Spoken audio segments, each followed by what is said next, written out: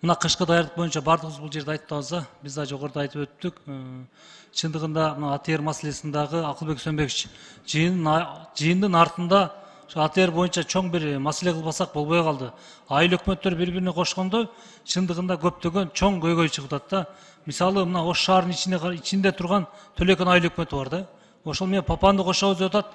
Алар эч качан кошулбайт. Ошол маселени да карап койсок.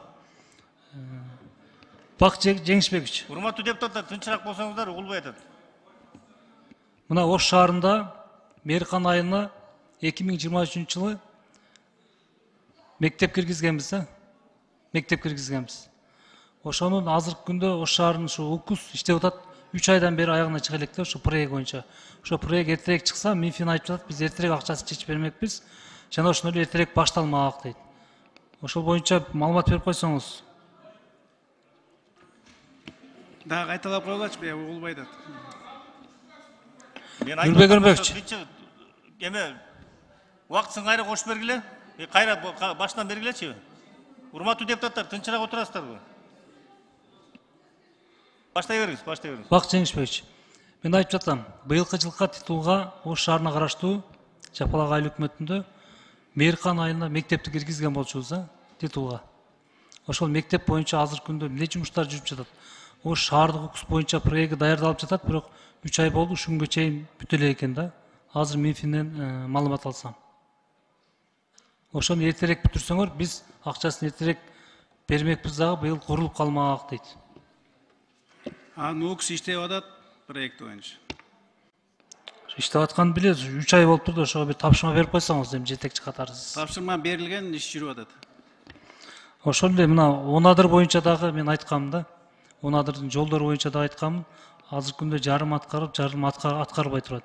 Жана Ош шаарынын ичинде Жапалак айыл өкмөттө 7 километр жолду Минтрансқа биз киргизгенбиз да. Азыркы башталып 2 километр жолуна башталыптыр ушул күндө. Калганда жылдын аягына чейин бүтүрүп беребиз дейт. Эми Жапалак боюнча да экөөбүз сүйлөшкөнбүз, билесиз. Ошол жолду Минтранс кылып бере турган болду.